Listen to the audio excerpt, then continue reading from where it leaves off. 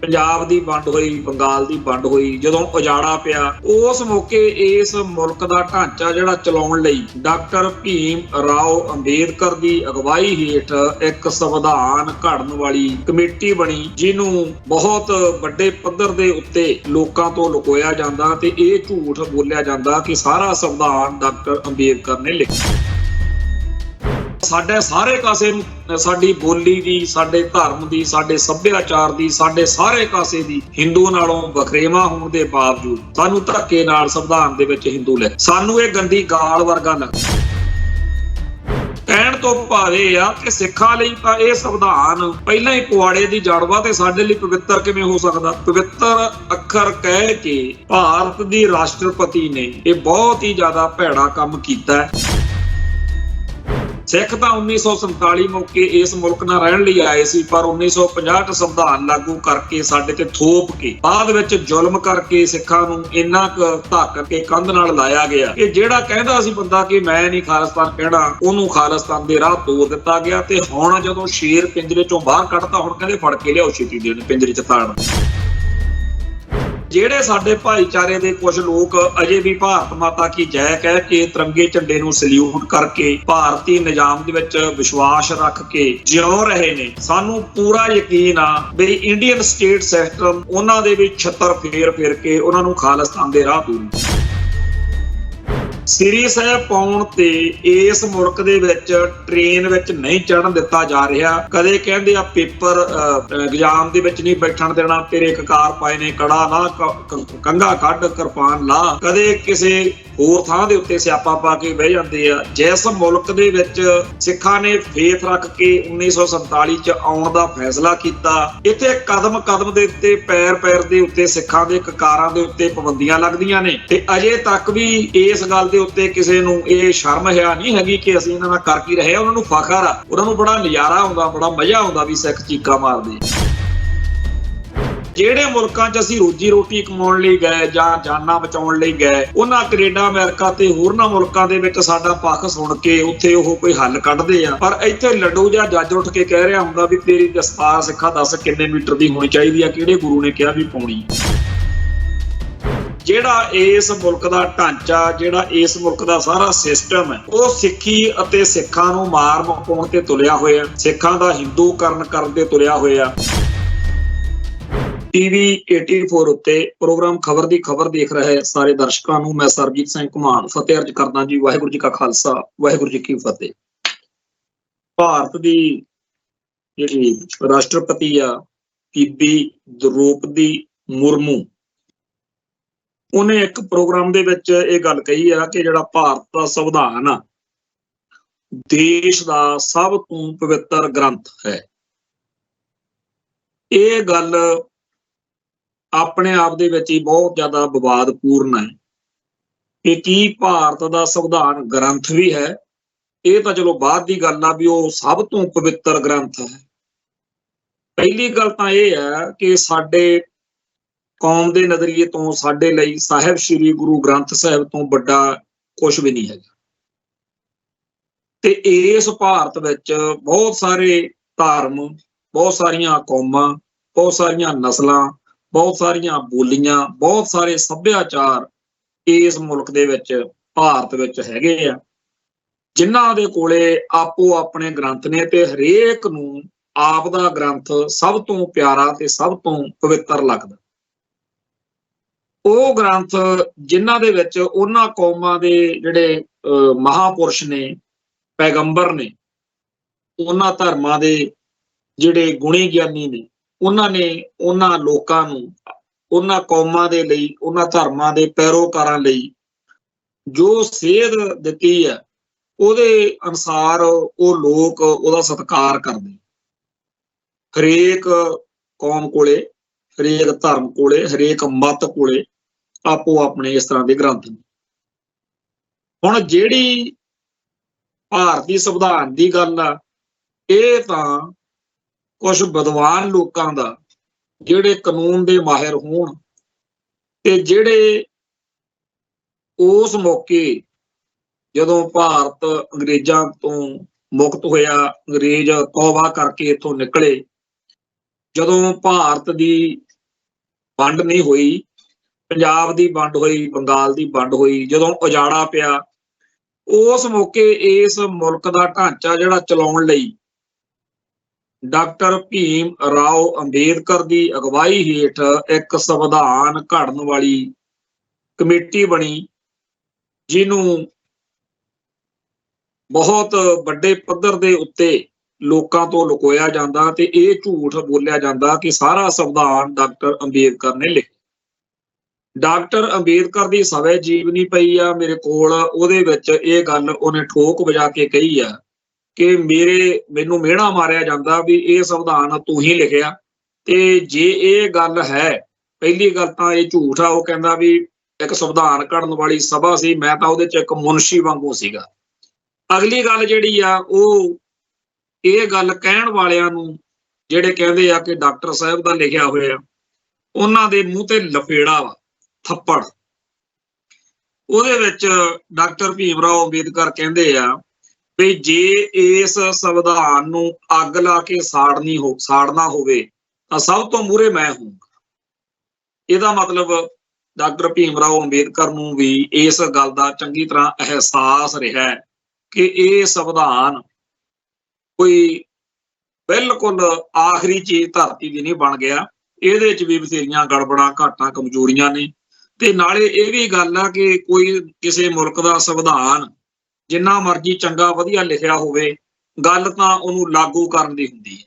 ਇਸ ਸੰਸਾਰ ਦੇ ਵਿੱਚ ਇਹੋ ਜਿਹੇ ਮੁਲਕ ਵੀ ਨੇ ਜਿਨ੍ਹਾਂ ਨੇ ਸੰਵਿਧਾਨ ਲਿਖਿਆ ਨਹੀਂ ਹੋਇਆ ਆਪਦਾ, ਕਨਸਟੀਟਿਊਸ਼ਨ ਉਹਨਾਂ ਦਾ ਅਲਿਖਤੀ ਆ। ਲਿਖਤੀ ਸੰਵਿਧਾਨ ਵੀ ਨੇ ਇਸ ਸੰਸਾਰ ਵਿੱਚ ਤੇ ਅਲਿਖਤੀ ਵੀ ਲਿਖੇ ਨਹੀਂ ਹੋਏ।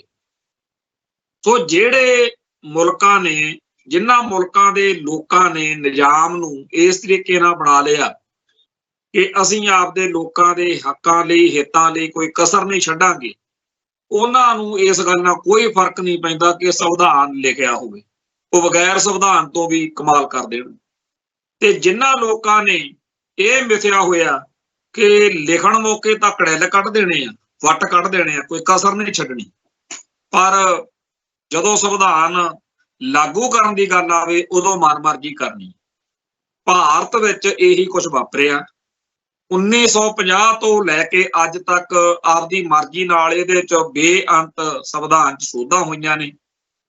ਤੇ ਇਹਨਾਂ ਸੋਧਾਂ ਦੇ ਨਾਲ ਇੱਕ ਚੀਜ਼ ਇਹ ਵੀ ਜੁੜੀ ਹੋਈ ਆ ਕਿ 1950 ਮੌਕੇ ਸਿੱਖਾਂ ਦੇ ਜਿਹੜੇ ਦੋ ਨੁਮਾਇੰਦੇ ਸੀ, ਉਹਨਾਂ ਨੇ ਇਸ ਸੰਵਿਧਾਨ ਦੇ ਉੱਤੇ ਪ੍ਰਵਾਨਗੀ ਲਈ ਦਸਤਖਤ ਨਹੀਂ ਸੀ ਕੀਤੇ। ਸਰਦਾਰ ਹੁਕਮ ਸਿੰਘ ਤੇ ਸਰਦਾਰ ਭੁਪਿੰਦਰ ਸਿੰਘ ਮਾਨ ਸਿੱਖਾਂ ਦੇ ਨੁਮਾਇੰਦੇ ਸੀ। ਉਹਨਾਂ ਨੇ ਸੰਵਿਧਾਨ ਘੜਨ ਵਾਲੀ ਸਭਾ ਦੇ ਵਿੱਚ ਇਹਦੇ ਦਸਤਖਤ ਕਰਨ ਦੀ ਬਜਾਏ ਉਲਟਾ ਕੌਮ ਨੂੰ ਦੱਸਿਆ ਕਿ ਇਹਦੇ ਵਿੱਚ ਸਿੱਖਾਂ ਨੂੰ ਹਿੰਦੂ ਲਿਖਿਆ ਹੋਇਆ, ਇਹਦੇ 'ਚ ਸਿੱਖਾਂ ਦੇ ਉੱਤੇ ਪੂਰੀ ਤਰ੍ਹਾਂ ਹਿੰਦੂ ਬਣਾਉਣ ਦਾ ਪ੍ਰੋਜੈਕਟ ਆ ਜਿਹੜਾ ਉਹ ਇਹਦੇ ਰਾਹੀਂ ਲਾਗੂ ਹੋਣਾ।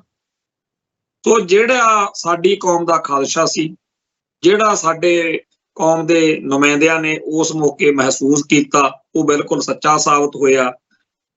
ਵੈਸੇ ਤਾਂ ਭਾਰਤ ਦੀਆਂ ਸਾਰੀਆਂ ਹੀ ਘੱਟ ਗਿਣਤੀ ਕੌਮਾਂ ਦਾ ਇਹਦੇ ਵਿੱਚ ਬੁਰਾ ਹਾਲ ਕਰਨ ਦਾ ਇੰਤਜ਼ਾਮ ਹੋ ਗਿਆ, ਪਰ ਜੋ ਸਾਡੇ ਨਾਲ ਵਾਪਰਿਆ ਉਹ ਸਭ ਤੋਂ ਹੀ ਵੱਖਰਾ। ਵੀ ਅਸੀਂ ਚੰਗੇ ਭਲੇ ਬੰਦੇ ਆ ਤੇ ਸਾਨੂੰ ਉਸ ਧਰਮ ਨਾਲ ਜੋੜਿਆ ਜਾ ਰਿਹਾ, ਜਿਹਦੇ ਬਾਰੇ ਆਪ ਹੀ ਇਹਨਾਂ ਦੇ ਬਹੁਤ ਸਾਰੇ ਵਿਦਵਾਨ ਕਹਿੰਦੇ ਆ ਵੀ ਹਿੰਦੂ ਤਾਂ ਬਾਹਰੋਂ ਆਏ ਧਾੜਵੀਆਂ ਨੇ।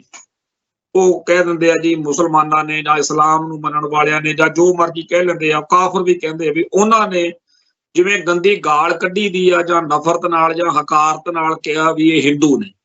ਤੇ ਹਿੰਦੂ ਦੇ ਕਈ ਉਹ ਗਲਤ ਜਿਹੇ ਅਰਥ ਜਿਹੜੇ ਆਪਾਂ ਇੱਥੇ ਨਾ ਹੀ ਬਿਆਨ ਕਰੀਏ ਉਹ ਕਹਿ ਕੇ, ਔਰ ਇਹ ਗੱਲਾਂ ਸਾਰੀਆਂ ਹਿੰਦੂ ਭਾਈਚਾਰੇ ਦੇ ਲੋਕਾਂ ਨੂੰ ਵੀ ਪਤਾ ਹੈ।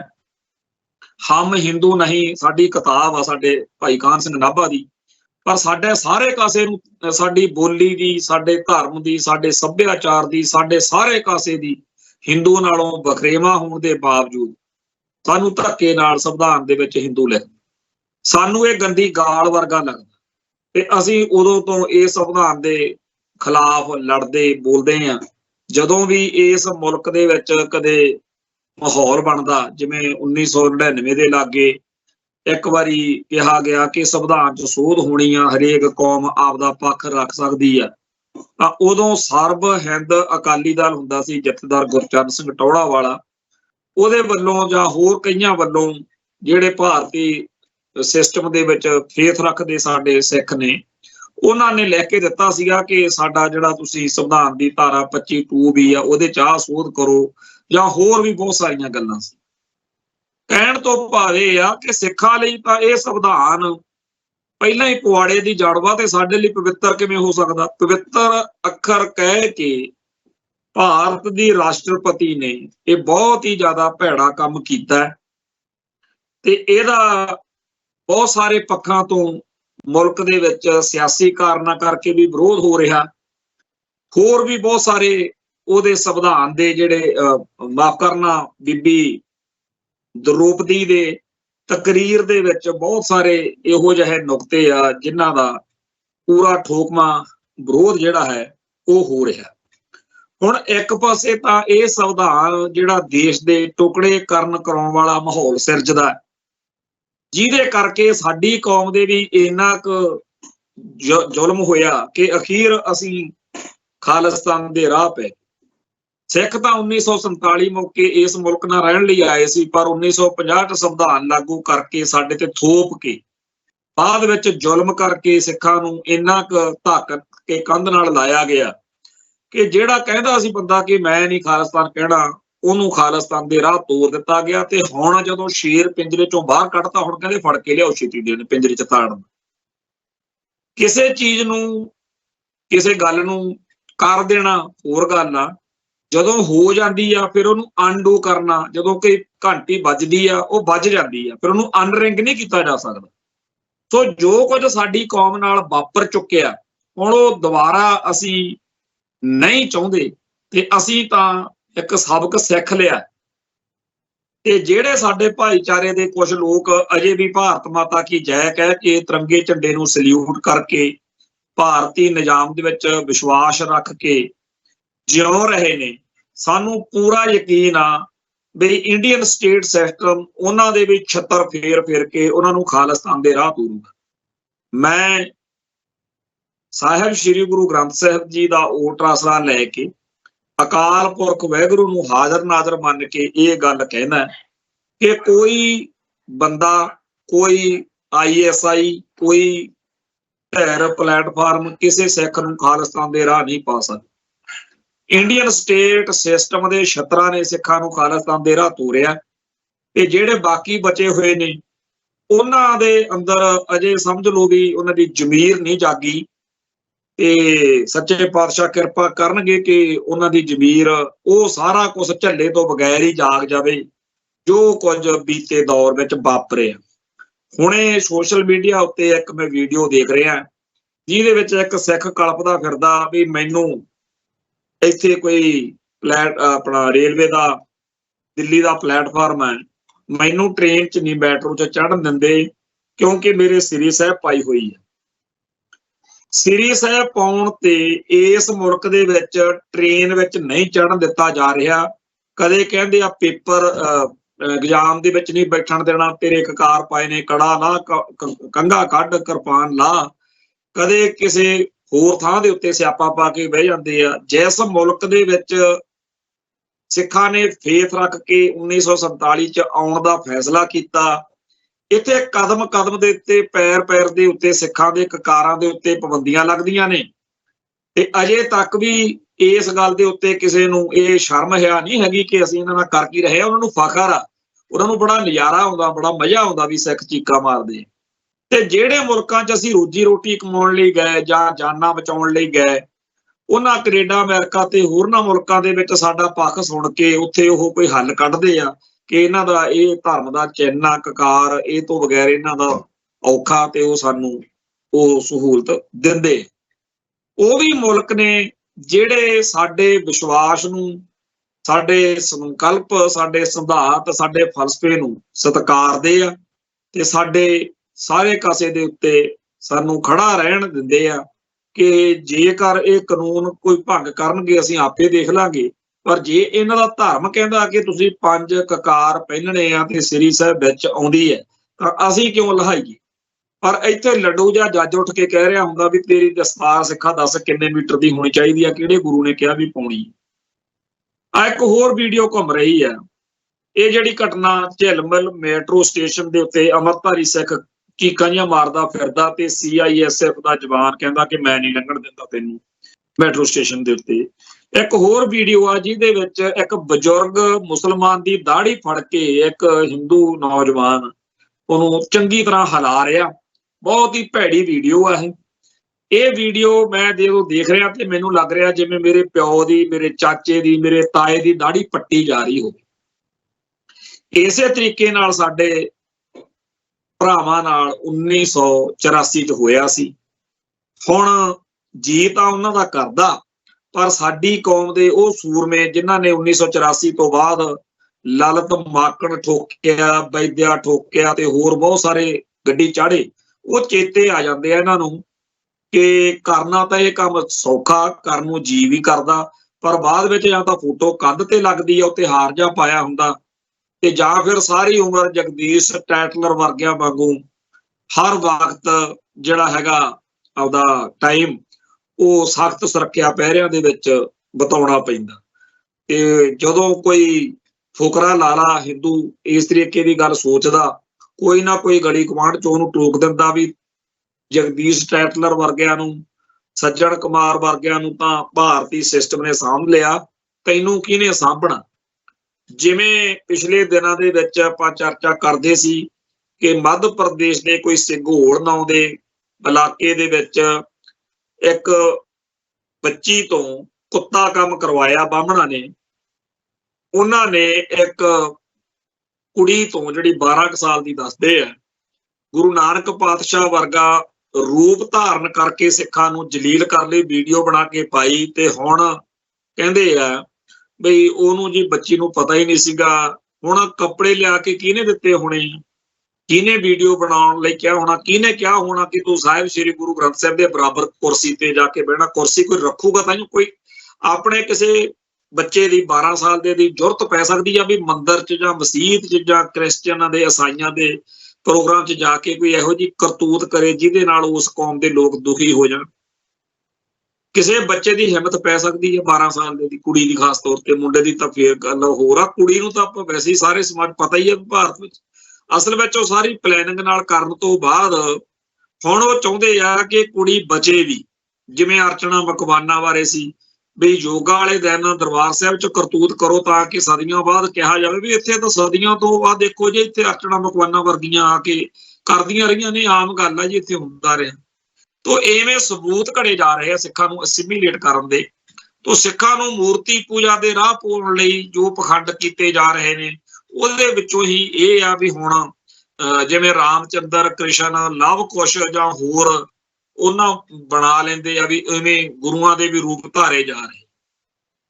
ਕਿਸੇ ਵੇਲੇ 2007 ਵਿੱਚ ਜਦੋਂ ਸਾਡੀ ਕੌਮ ਨੇ ਦੇਖਿਆ ਕਿ ਡੇਰਾ ਸਰਸਾ ਦਾ ਮੁਖੀ ਇਹ ਕਰਤੂਤਾਂ ਕਰ ਰਿਹਾ ਤਾਂ ਆਪਣੀ ਕੌਮ ਨੇ ਦਸਮ ਪਾਤਸ਼ਾਹ ਦਾ ਸਾਗ ਧਾਰਨ ਕਰਕੇ ਜੋ ਕੁਝ ਉਹਦੇ ਨਾਲ ਕੀਤਾ ਉਹਦੀ ਕਰਕੇ ਸਮੁੱਚੇ ਇਲਾਕੇ ਦੀ ਸਿਆਸਤ ਜਿਹੜੀ ਆ ਉਹ ਹਿੱਲ ਕੇ ਰਹਿ ਗਈ। ਅੱਜ ਵੀ ਉਹਦਾ ਸਾਥ ਸਹਿਯੋਗ ਦੇਣ ਵਾਲੇ ਬਾਦਲਕਿਆਂ ਦਾ ਜੋ ਹਸ਼ਰ ਹੋ ਰਿਹਾ, ਜਿਸ ਤਰੀਕੇ ਨਾਲ ਇਹ ਸਾਰਾ ਮਸਲਾ ਅਕਾਲ ਤਖਤ ਸਾਹਿਬ ਤੇ ਆ ਗਿਆ, ਉਹ ਸਾਰਾ ਕੁਝ ਆਪਣੇ ਸਾਹਮਣੇ। ਸੋ ਜਿਹੜਾ ਉਸ ਲੜਕੀ ਬਾਰੇ ਇਹ ਚਰਚਾ ਛਿੜੀ ਹੋਈ ਆ, ਕੋਈ ਦਵਿੰਦਰ ਸਿੰਘ ਸਤਕਾਰ ਕਮੇਟੀ ਵਾਲੇ ਉੱਥੇ ਗਏ ਆ, ਉਹਨਾਂ ਤੋਂ ਜਾਂ ਹੋਰ ਆਸੇ ਪਾਸਿਓਂ ਇਸ ਤਰੀਕੇ ਦੀ ਖਬਰ ਆ ਰਹੀ ਆ ਕਿ ਮਸਲਾ ਤਾਂ ਭਾਵੇਂ ਉਹਦਾ ਲੜਕੀ ਦਾ ਅਕਾਲ ਤਖਤ ਸਾਹਿਬ ਤੇ ਨਜਿੱਠਿਆ ਜਾਣਾ, ਪਰ ਇਹ ਗੱਲ ਸੋਸ਼ਲ ਮੀਡੀਆ ਤੇ ਜ਼ਰੂਰ ਚੱਲ ਰਹੀ ਆ ਕਿ ਉਹਦਾ ਚਾਚਾ ਜਿਹੜਾ ਸੀਗਾ ਉਹਦੇ ਹਾਰਟ ਅਟੈਕ ਨਾਲ ਕਹਿੰਦੇ ਮੌਤ ਹੋ ਗਈ। ਜਿਹਨੇ ਸਾਰਾ ਪ੍ਰਬੰਧ ਕਰਿਆ ਸੈਕਟਰੀ ਨੇ ਉਹ ਮਰ ਗਿਆ ਤੇ ਕੁੜੀ ਕਹਿੰਦੇ ਹਸਪੀਟਲ ਦਾਖਲ। ਹੁਣ ਇਸ ਗੱਲ ਦੇ ਅਰਥ ਕੀ ਲੈ ਜਾਣ, ਕਿਉਂਕਿ ਸਾਡੇ ਭੈਣ ਭਰਾਵਾਂ ਦੇ ਵਿੱਚ ਹੁਣ ਜਦੋਂ ਕਿਸੇ ਗੱਲ ਉੱਤੇ ਸ਼ੱਕ ਹੋ ਜਾਵੇ, ਕੋਈ ਬੰਦਾ ਸ਼ੱਕੀ ਹੋ ਜਾਏ, ਕੋਈ ਧਿਰ ਸ਼ੱਕੀ ਹੋ ਜਾਏ ਤਾਂ ਉਹਦੀ ਕਿਸੇ ਵੀ ਗੱਲ ਤੇ ਯਕੀਨ ਨਹੀਂ ਆਉਂਦਾ। ਤੋ ਸਾਡੀ ਕੌਮ ਦੇ ਵਿੱਚ ਇਹ ਗੱਲ ਚੱਲ ਰਹੀ ਆ ਕਿ ਅਗਲੇ ਸਬੂਤ ਖਤਮ ਕਰ ਰਹੇ ਨੇ ਬਈ ਉਹ ਬੰਦੇ ਜਿਨ੍ਹਾਂ ਨੇ ਇਹ ਡਰਾਮਾ ਸਾਰਾ ਕਰਵਾਇਆ, ਜਿਨ੍ਹਾਂ ਨੂੰ ਮੂਹਰੇ ਲਾਇਆ ਗਿਆ ਸੀ ਕਿਸੇ ਐਂਟੀ ਪੰਥਕ ਧਿਰ ਵੱਲੋਂ, ਉਹਨਾਂ ਨੂੰ ਮਾਰ ਦੇਣਗੇ। ਤੇ ਬਾਅਦ ਵਿੱਚ ਉਹ ਕੁੜੀ ਆ ਜਿਹੜੀ, ਜੇ ਉਹ ਵੀ ਮਾਰਨੀ ਪਈ ਮਾਰ ਦੇਣਗੇ। ਪਰ ਸਿੱਖਾਂ ਨੂੰ ਜਲੀਲ ਕਰਨ ਲਈ ਰਾਹ ਖੋਲ ਦਿੱਤਾ। ਇਹ ਮੁਲਕ ਦਾ ਸੰਵਿਧਾਨ ਜਿਹਨੂੰ ਬੀਬੀ ਕਹਿੰਦੀ ਹੈ ਜੀ ਬੜਾ ਪਵਿੱਤਰ ਆ, ਇਹ ਕਦੇ ਕਿਸੇ ਹੋਰ ਧਰਮ ਦੇ ਵਿਸ਼ਵਾਸ ਦੀ ਰਾਖੀ ਦਾ ਕੀ ਕਰਨੀ ਕਰਾਉਣੀ ਹੈ। ਸਾਡੀ ਤਾਂ ਗੱਲ ਹੀ ਬੜੀ ਦੂਰ ਆ। ਇਸ ਸੰਵਿਧਾਨ ਨੇ ਇਸ ਮੁਲਕ ਦੇ ਹਿੰਦੂਆਂ ਨੂੰ ਵੀ ਚੀਕਾਂ ਮਰਵਾਈਆਂ ਪਈਆਂ ਨੇ। ਆਏ ਦਿਨ ਪੜ੍ਹਦੇ ਆ ਕਿ ਹਿੰਦੂ ਖਤਰੇ ਮੇ ਹੈ। ਜੇ ਹਿੰਦੂ ਖਤਰੇ 'ਚ ਆ ਇਸ ਮੁਲਕ 'ਚ, ਜਿਹੜਾ ਇਸ ਮੁਲਕ ਦੀ ਬਹੁ ਗਿਣਤੀ ਆ, ਜਿਹਦੇ ਪ੍ਰਧਾਨ ਮੰਤਰੀ, ਰਾਸ਼ਟਰਪਤੀ ਤੇ ਹੋਰ ਸਾਰਾ ਲੌਂਗਲਾਣਾ ਸਭ ਥਾਂ ਤੇ ਛਾਇਆ ਹੋਇਆ, ਭਾਰਤ ਦੀ ਬਿਊਰੋਕ੍ਰੇਸੀ, ਖੁਫੀਆ ਏਜੰਸੀਆਂ ਜਾਂ ਖਾਕੀ ਵਰਦੀ, ਸਭ ਥਾਂ ਦੇ ਉੱਤੇ ਬ੍ਰਾਹਮਣਵਾਦ, ਹਿੰਦੂ ਤਵੀ, ਆਰੀਆ ਸਮਾਜੀ, RSS, ਆਰੀਅਨ ਨਸਲ ਦਾ ਜਿਹੜਾ ਬੋਲਬਾਲ ਹੈ। ਤੇ ਜੇ ਅਜੇ ਵੀ ਹਿੰਦੂ ਖਤਰੇ 'ਚ ਆ, ਫਿਰ ਇਸ ਸੰਵਿਧਾਨ ਦਾ ਕੀ ਅਚਾਰ ਪਾਉਣਾ, ਜਿਹਨੂੰ ਬੀਬੀ ਦ੍ਰੋਪਦੀ ਰਾਸ਼ਟਰਪਤੀ ਮੈਡਮ ਕਹਿ ਰਹੇ ਆ ਵੀ ਬੜਾ ਪਵਿੱਤਰ। ਇੰਨਾ ਭਾਰਤ ਦੇ ਲੋਕਾਂ ਉੱਤੇ ਜ਼ੁਲਮ ਕਰਕੇ, ਸਾਰੇ ਸੰਸਾਰ ਦੇ ਵਿੱਚ ਤੋਏ ਕਰਾ ਕੇ, ਤੇ ਹਰ ਮੁਲਕ ਦੇ ਵਿੱਚ ਸਿੱਖਾਂ ਦੇ ਉੱਤੇ ਕਾਤਲਾਨਾ ਹਮਲੇ ਕਰਕੇ, ਜੇ ਫਿਰ ਵੀ ਹਿੰਦੂ ਖਤਰੇ 'ਚ ਆ, ਫਿਰ ਕਾਹਦਾ ਤੁਹਾਡਾ ਸੰਵਿਧਾਨ ਆ ਤੇ ਕਾਹਦਾ ਤੁਹਾਡਾ ਸਿਸਟਮ ਆ? ਤੁਹਾਡੇ ਨਾਲ ਤਾਂ ਫਿਰ ਸਿੱਖ ਕਿਤੇ ਦਲੇਰ, ਘੈਂਟ ਤੇ ਬੱਬਰ ਸ਼ੇਰ ਨੇ, ਜਿਹੜੇ ਤੁਹਾਡੇ ਸਾਰੇ ਕਾਸੇ ਦੇ ਸਾਹਮਣੇ ਡਟੇ ਹੋਏ ਨੇ। ਪਰ ਅਸੀਂ ਆਪਦੀ ਕੌਮ ਨੂੰ ਜ਼ਰੂਰ ਇਹ ਬੇਨਤੀ ਕਰਨੀ ਚਾਹੁੰਦੇ ਆ ਕਿ ਜਿਨ੍ਹਾਂ ਨੂੰ ਅਜੇ ਵੀ ਇਸ ਸੰਵਿਧਾਨ ਦਾ, ਇਸ ਨਿਜ਼ਾਮ ਦਾ ਪਿਆਰ ਆਉਂਦਾ, ਜੁੱਤੀਆਂ ਤੋਂ ਬਚ ਜਾਓ, ਸੌਖੇ ਰਹੋਗੇ। ਨਹੀਂ, ਬਥੇਰੇ ਸੀਗੇ ਜਿਹੜੇ 1984 ਤੋਂ ਪਹਿਲਾਂ ਸੰਤ ਭਿੰਡਰਾਂ ਵਾਲਿਆਂ ਨੂੰ, ਅਕਾਲੀ ਦਲ ਨੂੰ, ਪੰਜਾਬ ਦੇ ਲੋਕਾਂ ਨੂੰ ਗਾਲਾਂ ਕੱਢਦੇ ਹੋਣਗੇ ਵੀ ਐਵੇਂ ਸਿਆਪਾ ਛੇੜੀ ਰੱਖਦੇ ਆ ਧਰਮ ਯੁੱਧ ਮੋਰਚੇ ਦਾ। ਤੇ ਜਦੋਂ ਉੱਥੇ 1984 ਦਾ ਨਵੰਬਰ ਮਹੀਨਾ ਆਇਆ, ਤੇ ਜਿਹੜੇ ਰਾਮ ਲਾਲ, ਸ਼ਾਮ ਲਾਲ ਗਲੀ ਗਵਾਂਢ ਦੇ ਵਿੱਚ ਚਾਚੂ ਤਾਊ ਕਹੇ ਜਾਂਦੇ ਸੀ, ਉਹਨਾਂ ਨੇ ਫਿਰ ਭੋਰਾ ਭਰ ਬੱਚੀਆਂ ਦੀਆਂ ਇੱਜ਼ਤਾਂ ਲੁੱਟੀਆਂ ਸੀ। ਸੋ ਜਿਹੜੀ ਕੌਮ ਨੇ ਕਦੇ 9ਵੇਂ ਪਾਤਸ਼ਾਹ ਦੀ ਸ਼ਹਾਦਤ ਨੂੰ ਕਬੂਲ ਨਹੀਂ ਕੀਤਾ, ਜਿਨ੍ਹਾਂ ਨੇ ਇਹ ਨਹੀਂ ਦੇਖਿਆ ਕਿ ਇਸ ਅਸਥਾਨ ਦੇ ਉੱਤੇ ਇਹ ਸੀਸਗੰਜ ਗੁਰਦੁਆਰਾ ਸਾਹਿਬ ਕਿਉਂ ਬਣਿਆ, ਅੱਗ ਲਾਉਣ ਤੁਰ ਪਏ, ਜਿਨ੍ਹਾਂ ਨੇ ਗੁਰਦੁਆਰਾ ਰਕਾਬਗੰਜ ਦਾ ਨਹੀਂ ਇਤਿਹਾਸ ਚੇਤੇ ਰੱਖਿਆ, ਅੱਗ ਲਾਉਣ ਤੁਰ ਪਏ, ਉਹਨਾਂ ਤੋਂ ਕੀ ਭਾਲਦੇ? ਇਹ ਲੋਕ ਕਿਸੇ ਵੀ ਹੱਦ ਤੱਕ ਜਾ ਸਕਦੇ ਆ, ਇਤਿਹਾਸ ਵਿੱਚ ਗਏ ਆ। ਜਦੋਂ ਵੀ ਮੈਂ ਇਤਿਹਾਸ ਦੀਆਂ ਕਿਤਾਬਾਂ ਫਰੋਲਦਾ, ਹਰ ਥਾਂ ਦੇ ਉੱਤੇ ਗਦਾਰੀ, ਠੱਗੀ, ਹੇਰਾ ਫੇਰੀ, ਛਲ ਕਪਟ, ਇਹ ਸਾਰਾ ਕੁਝ ਇਹਨਾਂ ਦੇ ਪੱਲੇ। ਹੁਣ ਵੀਡੀਓ ਇੱਕ ਜਿਹਦੇ ਵਿੱਚ ਮੁਸਲਮਾਨ ਦੀ ਹਿੰਦੂ ਇੱਕ ਦਾੜੀ ਪੱਟ ਰਿਹਾ, ਕੀ ਆ ਜਿਹੜੇ ਭਾਰਤ ਮਾਤਾ ਕੀ ਜੈ ਵਾਲੇ ਆ, ਤੁਸੀਂ ਇਹ ਸਾਰਾ ਕੁਝ ਕਰਵਾਉਣ ਤੋਂ ਬਾਅਦ ਫਿਰ ਚੀਕਾਂ ਮਾਰੋਗੇ? ਸੱਚਾਈ ਇਹ ਆ ਕਿ ਦਲੇਰ, ਯੋਧੇ, ਸੂਰਬੀਰ, ਅਣਖ ਗੈਰਤ ਵਾਲੇ ਜਿਹੜੇ ਲੋਕ ਹੁੰਦੇ ਆ ਨਾ, ਉਹ ਉਦੋਂ ਹੀ ਚੰਗੇ ਲੱਗਦੇ ਆ ਜਦੋਂ ਦੁਸ਼ਮਣ ਸਿਰੇ ਦੀ ਕਰਤੂਤ ਕਰਦਾ, ਫੇਰ ਚੀਕਾਂ ਮਾਰਦੇ ਆ ਵੀ ਕੋਈ ਉੱਠੇ ਪੰਜਾਬ ਚੋਂ ਸਾਡੀ ਇੱਜ਼ਤ ਬਚਾਵੇ, ਉੱਠੇ ਕੋਈ ਕੌਮ ਦੇ ਵਿੱਚੋਂ ਸੂਰਮਾ। ਆਹ ਹੋ ਗਿਆ। ਆਮ ਤੌਰ ਦੇ ਉੱਤੇ ਤਾਂ ਇਹਨਾਂ ਲੋਕਾਂ ਨੂੰ ਪਵਾੜੇ ਪਾਉ ਵੀ ਇਹ ਜੀ ਐਵੇਂ ਹਰ ਵੇਲੇ ਲੱਗੇ ਰਹਿੰਦੇ ਆ, ਇਹਨਾਂ ਦੇ ਗਲਤ ਕੰਮ ਇਸ ਤਰੀਕੇ ਦੇ ਨਾਲ ਲੱਗੇ ਰਹਿੰਦੇ ਆ। ਸੋ ਅਸੀਂ ਜਾਂ ਸਾਡੇ ਵਰਗੇ ਜਿਹੜੇ ਹੋਰ ਭਰਾ ਨੇ, ਜਿਨ੍ਹਾਂ ਦੇ ਅੰਦਰ ਪੰਥ ਦਾ, ਕੌਮ ਦਾ ਦਰਦ ਵਾ, ਜਿਹੜੇ ਹਿੰਦੂਤਵ ਦੀ ਪੂਰੀ ਐਨ ਸਪਸ਼ਟਤਾ ਸਮਝ ਚੁੱਕੇ ਆ, ਸਾਡੇ ਆ YouTube ਚੈਨਲ ਤੇ ਜਦੋਂ ਵੀਡੀਓ ਪਈ ਜਾਂਦੀ ਆ, ਹੇਠਾਂ ਆ ਕੇ ਬੜੀ ਕੁੱਤੇ ਭਕਾਈ ਕਰਦੇ ਆ ਵਿਚਾਰੇ, ਕਿਉਂਕਿ ਅਜੇ ਇਹਨਾਂ ਦੀਆਂ ਧੀਆਂ ਭੈਣਾਂ ਨੂੰ ਜਾਂ ਇਹਨਾਂ ਨੂੰ ਸ਼ਤਰੌਲ ਨਹੀਂ ਹੋਈ। ਅਸੀਂ ਚਾਹੁੰਦੇ ਵੀ ਨਹੀਂ ਵੀ ਹੋਵੇ, ਪਰ ਇਹ ਕਰਵਾਏ ਬਗੈਰ ਇਹਨਾਂ ਦੀ ਜ਼ਿੰਦਗੀ ਆ ਜਿਹੜੀ ਉਹ ਸਹੀ ਰਾਹ ਤੇ ਨਹੀਂ ਆਉਣੀ। ਖੈਰ, ਇਸ ਮੁਲਕ ਦਾ ਸਿਸਟਮ ਦਾ ਹਿੱਸਾ ਬਣਨ ਵਾਲਿਆਂ ਨੇ ਹੁਣ ਤੱਕ ਜੁੱਤੀਆਂ ਖਾਧੀਆਂ ਨੇ ਤੇ ਗਾਹ ਖਾਣੀਆਂ ਨੇ। ਸਭ ਤੋਂ ਵੱਧ ਸਾਡੀ ਕੌਮ ਦੇ ਵਿੱਚ ਬਾਦਲ ਦਲ ਵਾਲੇ ਆ, ਜਿਨ੍ਹਾਂ ਨੇ ਭਾਜਪਾ ਦੀ ਪੂਰੀ ਪੂਛ ਹਿਲਾਈ। ਤੇ ਅੰਤ ਕੀ ਹੋਇਆ? ਜਦੋਂ ਕਿਸਾਨ ਸੰਘਰਸ਼ ਤੋਂ ਪਹਿਲਾਂ ਉਹਨਾਂ ਨੂੰ ਪੂਰਾ ਪੰਪ ਦਿੱਤਾ ਬਾਦਲਕਿਆਂ ਨੂੰ, ਉਹਨਾਂ ਦੇ ਹੱਥੋਂ ਪੰਥਕ ਸ਼ਕਤੀ ਹੈ ਜਿਹੜੀ, ਪੰਥਕ ਵੋਟ ਬੈਂਕ ਆ, ਉਹ ਸਾਰੀ ਨਿਕਲ ਗਈ। ਬਾਦਲਕਿਆਂ ਨੂੰ ਲੱਗਦਾ ਹੁੰਦਾ ਸੀ ਭਾਜਪਾ ਸਾਡੇ ਨਾਲ ਆ, ਪੰਥਕ ਸ਼ਕਤੀ ਦੀ, ਪੰਥਕ ਵੋਟ ਦੀ ਅਸੀਂ ਕੀ ਕਦਰ ਕਰੀਏ, ਸਾਨੂੰ ਤਾਂ ਐਂਟੀ ਪੰਥਕ ਵੋਟ ਪੈਣੀ ਆ, ਹਿੰਦੂ ਤਵੀਆਂ ਦੀ ਵੋਟ ਪੈਣੀ ਆ, ਤੇ ਆਪਾਂ ਚੱਕੀ ਜਾਣੇ ਆ ਫੱਟੇ, 25 ਸਾਲ ਰਾਜ ਕਰਾਂਗੇ। ਪੰਥਕ ਵੋਟ ਹੱਥੋਂ ਨਿਕਲ ਗਈ। ਫੇਰ ਅਗਲਾ ਪੁਆੜਾ ਖੜਾ ਕਰਤਾ ਵੀ ਜਿਹੜੀ ਕਿਸਾਨੀ ਆ ਪੰਜਾਬ ਦੀ ਉਹ ਦੂਰ ਕਰਨੀ ਆ। ਕਾਲੇ ਕਾਨੂੰਨ ਜਿਹੜੇ ਸੀ ਉਹਨਾਂ ਨੇ ਹੋਰ ਕੁਝ ਕੀਤਾ ਚਾਹੇ ਨਹੀਂ ਕੀਤਾ, ਪਰ ਜਦੋਂ ਵੱਡੇ ਬਾਦਲ ਨੇ, ਛੋਟੇ ਬਾਦਲ ਨੇ, ਬੀਬਾ ਹਰਸਿਮਰਤ ਕੌਰ ਨੇ, ਮਨਪ੍ਰੀਤ ਸਿੰਘ ਅਯਾਲੀ ਲੁਧਿਆਣੇ ਵਾਲਾ MLA ਪਿੱਟ ਕੇ ਮਰ ਗਿਆ, ਪਰ ਇਹਨਾਂ ਨੇ ਵੀਡੀਓ ਬਣਾ ਕੇ ਪਾਤੀਆਂ। ਇਹ ਕਿਸਾਨੀ ਅਤੇ ਸਿੱਖ ਦੋ ਵੋਟ ਬੈਂਕ ਸੀ, ਦੋਨੇ ਵੱਡੇ ਵੋਟ ਬੈਂਕ ਬਾਦਲ ਦਲ ਕੋਲੋਂ ਖੁੱਸ ਗਏ। ਅੱਜ ਜਦੋਂ ਇੰਨੀ ਹਾਲਤ ਮਾੜੀ ਆ ਵੀ ਬਹਾਨੇ ਲੱਭ ਕੇ ਚੋਣਾਂ ਤੋਂ ਬਚਦੇ ਫਿਰਦੇ ਆ, ਚਾਹੇ MP ਚੋਣਾਂ ਹੋਣ, ਚਾਹੇ MLA ਚੋਣਾਂ ਹੋਣ। ਤੇ ਅੱਜ ਜਦੋਂ ਅਕਾਲ ਤਖਤ ਸਾਹਿਬ ਤੇ ਮਸਲਾ ਗਿਆ ਹੋਇਆ, ਤੇ ਜਿਹੜੇ ਜਥੇਦਾਰਾਂ ਤੋਂ, ਜਥੇਦਾਰ ਦੀ ਪੋਸਟ ਤੋਂ ਮਨਮਰਜ਼ੀ ਦੇ ਫੈਸਲੇ ਕਰਵਾਉਂਦੇ ਰਹੇ, ਅੱਜ ਉਹਨਾਂ ਨੂੰ ਵੀ ਵਿਪਤਾ ਪਾਈ ਹੋਈ ਹੈ। ਜੇ ਤਾਂ ਗਿਆਨੀ ਰਘਵੀਰ ਸਿੰਘ ਹੁਣਾਂ ਨੇ ਇਤਿਹਾਸ ਵਿੱਚ ਜਿਉਂਦੇ ਰਹਿਣਾ ਤਾਂ ਉਹਨਾਂ ਨੂੰ ਬਹੁਤ ਸਖਤ ਤੇ ਵੱਡੇ ਕਦਮ ਚੱਕਣੇ ਪੈਣਗੇ, ਜਿਹੜੇ ਕਿ ਉਹਨਾਂ ਲਈ ਨਾਮੁਮਕਿਨ ਨੇ। ਇਹ ਸ਼ੇਰ ਦੀ ਅਸਵਾਰੀ ਵਾਲਾ ਕੰਮ ਹੋ ਗਿਆ। ਸਿੱਖ ਜਜ਼ਬਾਤਾਂ ਦਾ ਉਹ ਸ਼ੇਰ ਜਿਹਦੇ ਉੱਤੇ ਸਵਾਰੀ ਕਰਕੇ ਬਾਦਲ ਦਲੀਆਂ ਨੇ ਸੱਤਾ ਮਾਣੀ, ਨਜ਼ਾਰੇ ਲਏ, ਹੁਣ ਉਹ ਸ਼ੇਰ ਅਤੇ ਉਹਦਾ ਅਸਵਾਰ ਬਾਦਲ ਅਕਾਲੀ ਦਲ, ਸਿੱਖ ਜਜ਼ਬਾਤ ਤੇ ਬਾਦਲ ਦਲ ਆਮੋ ਸਾਹਮਣੇ, ਦੋਨਾਂ ਚੋਂ ਬਚਣਾ ਇੱਕ ਹੀ ਹੈ। ਜੇ ਭਾਂਡੇ ਮਾਂਜ ਕੇ, ਜੋੜੇ ਸਾਫ਼ ਕਰਕੇ ਬਾਦਲ ਦਲ ਵਾਲੇ ਸੋਚਣ ਕਿ ਅਸੀਂ ਪੰਥ ਵਿੱਚ ਸਰਵਾਈਵ ਕਰ ਜਾਾਂਗੇ, ਕੌਮ 'ਚ ਸਰਵਾਈਵ ਕਰ ਜਾਾਂਗੇ, ਤਾਂ ਇਹਦੇ ਅਰਥ ਕੌਮੀ ਭਵਿੱਖ ਲਈ ਖਤਰਨਾਕ ਨੇ। ਇਸ ਕਰਕੇ ਕੋਈ ਨਹੀਂ ਚਾਹੇਗਾ ਕਿ ਕੌਮ ਨੂੰ ਕੋਈ ਖਤਰਾ ਹੋਵੇ, ਪੰਥ ਨੂੰ ਖਤਰਾ ਹੋਵੇ। ਉਹ ਫਿਰ ਉਹਦੀ ਦੂਜੀ ਸਥਿਤੀ ਇਹੀ ਆ ਕਿ ਇਹ ਲੀਡਰਸ਼ਿਪ ਆ ਜਿਹੜੀ ਉਹ ਘਰਾਂ ਨੂੰ ਤੋਰੀ ਜਾਵੇ। ਅੱਜ YouTube ਚੈਨਲਾਂ ਦੇ ਉੱਤੇ ਜਿੱਥੇ ਵੀ ਕਿਤੇ ਚਰਚਾ ਛਿੜਦੀ ਆ, ਉੱਥੇ ਇਹੀ ਆ ਕਿ ਅਕਾਲ ਤਖਤ ਸਾਹਿਬ ਵੀ ਇਸ ਮਸਲੇ 'ਚ ਕੀ ਰਾਹ ਫੜੇਗਾ।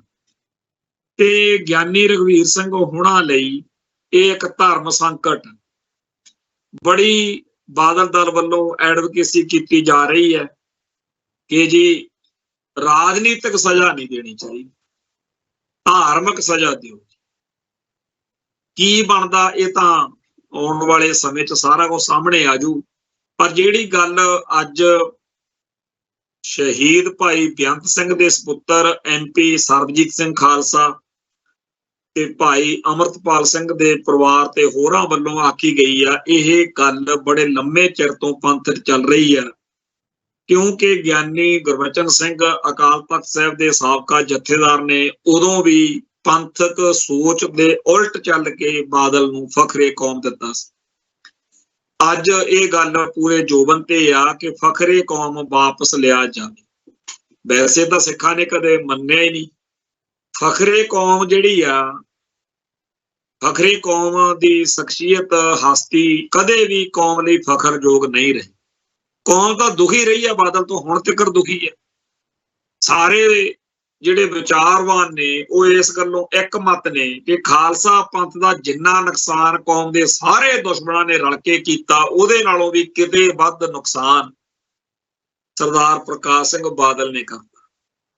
ਸਿੱਖ ਸੰਸਥਾਵਾਂ ਦਾ, ਸਿੱਖ ਸਿਧਾਂਤ ਦਾ, ਸਿੱਖ ਫਲਸਫੇ ਦਾ ਜਿਸ ਤਰੀਕੇ ਦਾ ਨੁਕਸਾਨ ਬਾਦਲ ਪਰਿਵਾਰ ਦੇ ਦੌਰ ਵਿੱਚ ਹੋਇਆ, ਇਹੋ ਜਿਹੇ ਮਾਹੌਲ ਵਿੱਚ ਉਹਨੂੰ ਫਖਰੇ ਕੌਮ ਕਹਿਣ ਨੂੰ ਕੌਣ ਤਿਆਰ ਹੋ ਸਕਦਾ। ਪਰ ਇਹਦੇ ਬਾਵਜੂਦ ਜਿਹੜੇ ਬਾਦਲ ਪਰਿਵਾਰ ਦੇ ਪਿੱਠੂ ਨੇ, ਖਾਸ ਤੌਰ ਤੇ ਸੁਖਬੀਰ ਸਿੰਘ ਬਾਦਲ ਦੇ ਇੱਕ ਚਾਪਲੂਸ ਟੋਲਾ ਪਾਲਿਆ ਹੋਇਆ, ਜਿਹੜੇ ਆਪਦੇ ਸਵਾਰਥਾਂ ਲਈ ਕਿ ਯਾਰ ਆਪਾਂ ਜਥੇਦਾਰ ਲੱਗ ਜਾਾਂਗੇ, ਆਪਾਂ ਉਹ ਇਸ ਗੱਲ ਤੇ ਨੇ ਕਿ ਕਿਸੇ ਨਾ ਕਿਸੇ ਤਰੀਕੇ ਨਾਲ ਸੁਖਬੀਰ ਸਿੰਘ ਬਾਦਲ ਨੂੰ ਫਖਰੇ ਕੌਮ ਵਰਗਾ ਕੋਈ ਆਪਾਂ ਅਵਾਰਡ, ਕੋਈ ਰੁਤਬਾ, ਕੋਈ ਅਹੁਦਾ, ਕੋਈ ਇਸ ਤਰ੍ਹਾਂ ਦੀ ਚੀਜ਼ ਕਰਵਾਉਣੀ। ਜਿਵੇਂ ਜਥੇਦਾਰ ਗੁਰਬਚਨ ਸਿੰਘ ਜਿਹੜਾ ਸੀ, ਉਹਨੂੰ ਵੀ ਪਤਾ ਸੀ ਸਾਰੀ ਕੌਮ ਤਾਂ ਬਾਦਲ ਤੋਂ ਦੁਖੀ ਆ, ਪਰ ਉਹਨੇ ਇਹ ਕਮਲ ਕੁੱਟਿਆ ਤੇ ਅੱਜ ਸਿੱਖ ਜਿਹੜਾ ਪੋਟਾ ਪੋਟਾ ਦੁਖੀ ਆ ਕਿ ਇਹਨੂੰ ਫਖਰੇ ਕੌਮ ਦਾ ਕਿਉਂ ਦਿੱਤਾ ਗਿਆ। ਇਹੀ ਰਾਹ ਦੇ ਉੱਤੇ ਹੁਣ ਕੁਝ ਲੋਕ ਸੁਖਬੀਰ ਸਿੰਘ ਬਾਦਲ ਦੇ ਮਗਰ ਪਏ ਹੋਏ ਨੇ। ਖਾਲਸਾ ਪੰਥ ਪੂਰਾ ਦੁਖੀ ਆ ਕਿ ਇਹਨੇ ਸਮੇਧ ਸੈਣੀ ਤੇ ਹੋਰ ਸਿੱਖਾਂ ਦੇ ਕਾਤਲਾਂ ਨੂੰ ਨਵਾਜਿਆ, ਡੇਰਾ ਸਰਸਾ ਦਾ ਤੇ ਹੋਰ ਪੰਥ ਦੋਖੀਆਂ ਦਾ ਸਾਥ ਦਿੱਤਾ। ਇਹਨੇ ਸਿੱਖੀ ਦੀਆਂ ਜੜ੍ਹਾਂ ਪੱਟਣ ਵਿੱਚ ਕੋਈ ਕਸਰ ਨਹੀਂ ਛੱਡੀ ਤੇ ਇਹਦੇ ਉਲਟ ਬਾਦਲ ਪਰਿਵਾਰ ਦੇ ਪਿੱਠੂ ਜਿਹੜੇ ਨੇ ਉਹ ਸਿੱਖ ਜਜ਼ਬਾਤਾਂ ਨੂੰ ਪੈਰਾਂ ਥੱਲੇ ਰੋੜ ਕੇ ਕੋਈ ਨਵਾਂ ਚੰਦ ਚਾੜਨ ਨੂੰ ਫਿਰਦੇ। ਫਖਰੇ ਕੌਮ ਨਾ ਤਾਂ ਕਦੇ ਬਾਦਲ ਸੀ ਤੇ ਨਾ ਹੈ ਤੇ ਨਾ ਹੋ ਸਕਦਾ। ਜੇਕਰ ਅਕਾਲ ਤਖਤ ਸਾਹਿਬ ਤੋਂ ਇਹ ਫੈਸਲਾ ਨਾ ਵੀ ਹੋਵੇ ਤਾਂ ਵੀ ਕੋਈ ਬਹੁਤਾ ਫਰਕ ਨਹੀਂ ਪੈਂਦਾ, ਪਰ ਸਿੱਖ ਜਜ਼ਬਾਤਾਂ ਨੂੰ ਇਸ ਫੈਸਲੇ ਨਾਲ ਰਾਹਤ ਮਿਲੂਗੀ। ਖਾਸ ਤੌਰ ਦੇ ਉੱਤੇ ਜਿਹੜਾ ਕੌਮ ਦੇ ਵਿੱਚ ਬਾਦਲਕਿਆਂ ਦੀਆਂ ਕਰਤੂਤਾਂ ਦਾ ਗੁੱਸਾ, ਉਹਦੇ ਵਿੱਚ ਥੋੜਾ ਜਿਹਾ ਫਰਕ ਪਊਗਾ ਵੀ ਚਲੋ ਪੰਥ ਨੂੰ ਇਸ ਗੱਲ ਦੇ ਨਾਲ ਤਸੱਲੀ ਮਹਿਸੂਸ ਹੋਊਗੀ ਕਿ ਸੁਖਬੀਰ ਸਿੰਘ ਬਾਦਲ ਕਰਕੇ ਵੱਡੇ ਬਾਦਲ ਤੋਂ ਆਹ ਰੁਤਬਾ ਜਿਹੜਾ ਹੈ ਉਹ ਵਾਪਸ ਲੈ ਲਿਆ ਗਿਆ। ਫਖਰੇ ਕੌਮ ਵਰਗੇ ਜਿਹੜੇ ਫੈਸਲੇ ਹੁੰਦੇ ਆ, ਇਹ ਕੌਮ ਦੀ ਸਮੂਹਕ ਚੇਤਨਾ ਦੇ ਅਨੁਸਾਰ ਦਿੱਤੇ ਜਾਂਦੇ। ਕਦੇ ਵੀ ਇਹੋ ਜਿਹਾ ਫੈਸਲਾ ਜਿਹਦੇ 99% ਲੋਕ ਖਿਲਾਫ ਹੋਣ ਉਹ ਨਹੀਂ ਹੋਣਾ ਚਾਹੀਦਾ। ਪਰ ਇੱਥੇ ਤਾਂ ਬਾਬਾ ਆਦਮ ਹੀ ਨਿਰਾਲਾ। ਅੱਜ ਸਰਦਾਰ ਸੁਖਦੇਵ ਸਿੰਘ ਭੌਰ ਜਿਹੜੇ 2015 ਦੇ ਵਿੱਚ ਸ਼੍ਰੋਮਣੀ ਕਮੇਟੀ ਦੀ ਕਾਰਜਕਾਰਨੀ ਦੇ ਜਨਰਲ ਸਕੱਤਰ ਸੀ, ਤੇ ਦੂਜੇ ਜਥੇਦਾਰ ਕਰਨੈਲ ਸਿੰਘ ਪੰਜੋਲੀ, ਇਹ ਦੋਨਾਂ ਦਾ ਇੱਕ ਚੈਨਲ ਦੇ ਉੱਤੇ ਮੈਂ ਸੁਣਿਆ ਵੀ ਅਕਾਲ ਤਖਤ ਸਾਹਿਬ ਤੇ ਇਹਨਾਂ ਨੇ ਲਿਖ ਕੇ ਵੀ ਭੇਜਿਆ ਆਪਦਾ ਪੱਖ, ਜਿਹਦੇ ਵਿੱਚ ਇਹ ਕਿਹਾ ਕਿ ਅਸੀਂ ਉੱਥੇ ਇਹ ਗੱਲ ਕਹੀ ਸੀ ਕਿ ਸਾਡਾ ਇਹ ਜਿਹੜਾ ਤੁਸੀਂ ਕਰੋੜ ਰੁਪਏ ਦੇ ਲਾਗੇ ਗੁਰੂ ਦੀ ਗੋਲਕ ਦਾ ਖਰਚ ਰਹੇ ਹੋ ਵੀ ਇਹ ਜਿਹੜੀ ਮਾਫੀ ਆ ਬਿਲਕੁਲ ਠੀਕ ਦਿੱਤੀ ਹੈ, ਅਸੀਂ ਇਸ ਫੈਸਲੇ ਨਾਲ ਅਸਹਿਮਤ ਹਾਂ। ਤੇ ਸਾਨੂੰ ਕਹਿੰਦੇ ਜਥੇਦਾਰ ਮੱਕੜ ਨੇ ਕਹਿ ਵੀ ਦਿੱਤਾ ਵੀ ਤੁਹਾਡਾ ਅਸਹਿਮਤੀ ਵਾਲਾ ਨੋਟ ਦਰਜ ਕੀਤਾ ਜਾਊਗਾ, ਪਰ ਕਹਿੰਦੇ ਹੋਇਆ ਨਹੀਂ। ਹੁਣ ਕਹਿੰਦੇ ਸਾਨੂੰ ਪਤਾ ਲੱਗਿਆ ਵੀ ਸਾਨੂੰ ਵੀ ਨਾਲ ਹੀ ਸਹਿਮਤ ਦਰਸਾਇਆ ਗਿਆ। ਹੁਣ ਇਹ ਗੱਲ ਬੜੀ ਆਪਣੇ ਆਪ ਦੇ ਵਿੱਚ ਟੈਕਨੀਕਲ ਤੌਰ ਤੇ ਪੰਗੇ ਵਾਲੀ ਆ ਕਿ ਉਹ ਦੋ ਸਿੱਖ ਜਿਨ੍ਹਾਂ ਨੇ ਠੋਕ ਵਜਾ ਕੇ ਵਿਰੋਧ ਕੀਤਾ, ਇੱਕ ਬੀਬੀ ਆ ਹਰਿਆਣੇ ਤੋਂ ਇਸ ਐਗਜੈਕਟਿਵ ਦੀ ਉਸ ਮੌਕੇ ਮੈਂਬਰ ਸੀ, ਇਹਨਾਂ ਨੇ ਤਾਂ ਗੁਰੂ ਦੀ ਗੋਲਕ ਦੀ ਦੁਰਵਰਤੋਂ ਕਰਨ ਖਿਲਾਫ ਲੜਾਈ ਲੜੀ। ਤੇ ਜਦੋਂ ਹੁਣ ਆ ਫੈਸਲਾ ਉਹਨਾਂ ਨੇ ਤੱਥ ਦੇਖਣੇ ਆ, ਉਹਨਾਂ ਨੇ ਕਹਿਣਾ ਜੀ ਤੁਹਾਡੇ ਤਾਂ ਦਸਤਖਤ ਉਹਦੇ ਹੱਕ 'ਚ ਹੋਏ ਨੇ, ਉਹਨਾਂ ਨੂੰ ਤਨਖਾਹ ਲੱਗ ਜਾਣੀ।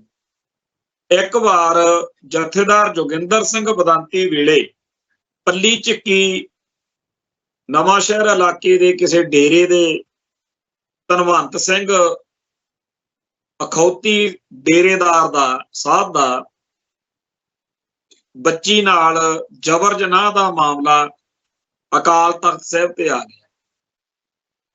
ਵੈਸੇ ਤਾਂ ਇਹ ਕਾਨੂੰਨੀ ਤੌਰ ਦੇ ਉੱਤੇ ਭਾਰਤੀ ਅਦਾਲਤਾਂ ਵਿੱਚ ਲੋਕ ਲੈ ਕੇ ਜਾਂਦੇ ਆ ਜਿਹੜੇ ਇੱਥੇ ਰਹਿੰਦੇ ਆ, ਬਾਅਦ ਲੈ ਕੇ ਵੀ ਗਏ ਨੇ ਤੇ ਉਹਨੂੰ ਸਜ਼ਾ ਸਾਧ ਨੂੰ ਹੋਈ ਹੈ।